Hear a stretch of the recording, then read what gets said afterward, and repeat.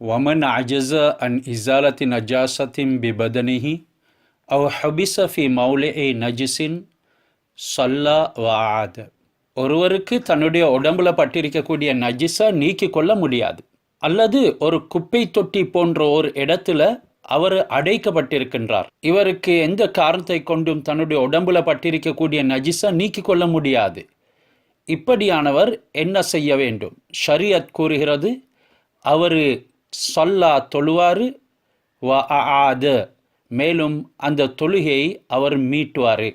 இந்த குப்பத்தொட்டியின் இடத்திலே தொழக்கூடியவர் வயன்ஹனி B சுஜூதிஹி B ஹைசு லவ்ஸாத அஸ்வாபஹா, அதிகம் குனிந்தால் தன்னுடைய நெற்றியில் முகத்தில் அந்த நஜிஸ் படும் என்ற அளவுக்கு சுஜூதுக்காக வேண்டி குனிய வேண்டும்.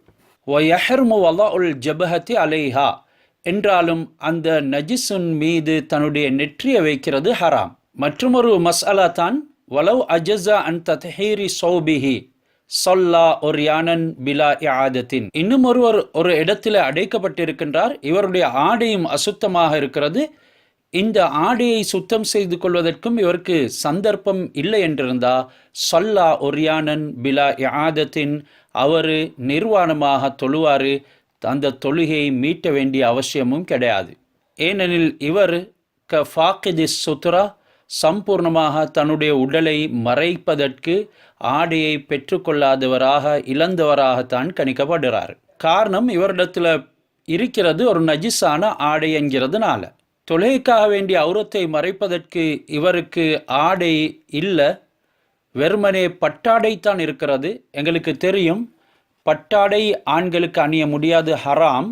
என்றாலும் கூட அல்-லரூராத் துபீஹுல் மஹ்தூராத், சில தங்கடங்கள் தடுக்கப்பட்டவைகளையும் ஆகுமாக்கும் என்றொரு இக்கட்டான நிலைமைக்கு தள்ளப்பட்டிருக்கக்கூடிய சந்தர்ப்பத்தில் அந்த பட்டாடையை அணிந்து அவருக்கு தொழ முடியும். இஸ்லாம் பட்டாடையை அணிவதற்குண்டான சில உதுறுகளை, சந்தர்ப்பங்களை கொடுத்திருக்கிறது. லிதஃப் எல் ஹர்ரி, சூட்டை தணிப்பதற்காக பட்டாடை அணியலாம்.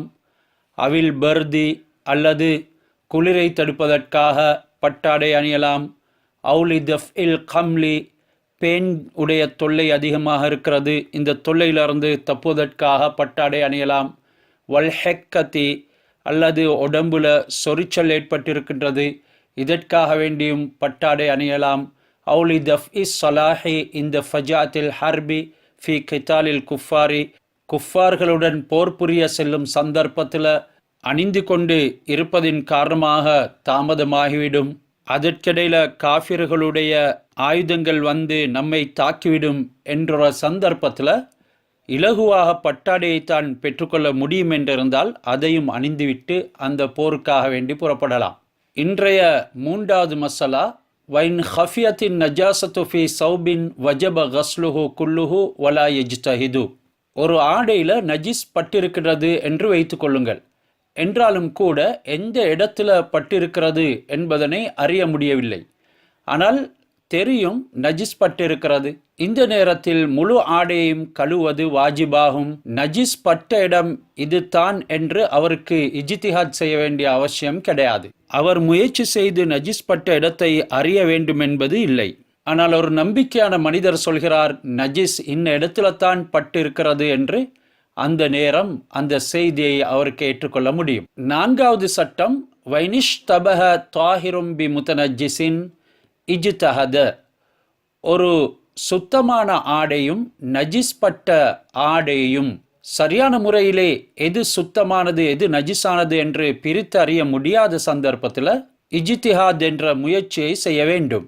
சில நேரம் இதுதான் சுத்தமானது என்று உறுதியாகவே தெரிந்துவிட்ட போதிலும் ஆரம்பத்தில் ஒரு சந்தேகம், இஷ்டிபா ஏற்பட்டதின் காரணமாக அவர் இஜ்திஹாத் என்ற முயற்சியை செய்து எது நஜிஸ் பட்டது என்பதனை அறிய வேண்டும். அல்லது ரெண்டில் ஒன்றை அவர் கழுவி இருந்தாலும் சரிதான், இஜ்திஹாத் செய்வது கட்டாயம் என்கிறதனை மறந்துவிடக்கூடாது. காரணம், சில சந்தர்ப்பத்தில் நஜிஸ் படாத ஆடையை அவர் கழுவி இருக்கலாம். இதன் காரணமாக இஜ்திஹாத் செய்யாமல் ஒன்றை கழுவிவிட்டு மற்றொன்றை அணிந்து இருந்தால் அவருடைய தொழுகை கூடாமல் போய்விடலாம். எனவே இஜ்திஹாத் செய்து அவர் பிழைத்து விட்டாலும் கூட அவருக்கு கூலி கிடைக்கும் என்கிறதனை நாம் மறந்துவிடக்கூடாது. 5வது மசலா, 2 ஆடை தான் இருக்கிறது. ஒன்று சுத்தமாக இருக்கிறது, அடுத்ததிலே நஜிஸ் பட்டிருக்கிறது. நஜிஸ் எதுவென்று அவருக்கு அறிந்து கொள்ள முடியவில்லை, தடுமாற்றத்தில் விழுந்து விட்டார் என்றால் இஸ்லாம் ஷரியத் சொல்கின்றது, சொல்லா ஆரியன் வ ஆத, அவர் நிர்வாணமாக தொழுதுவிட்டு பிறகு அந்த தொழுகையை மீட்டி தொழுவார்.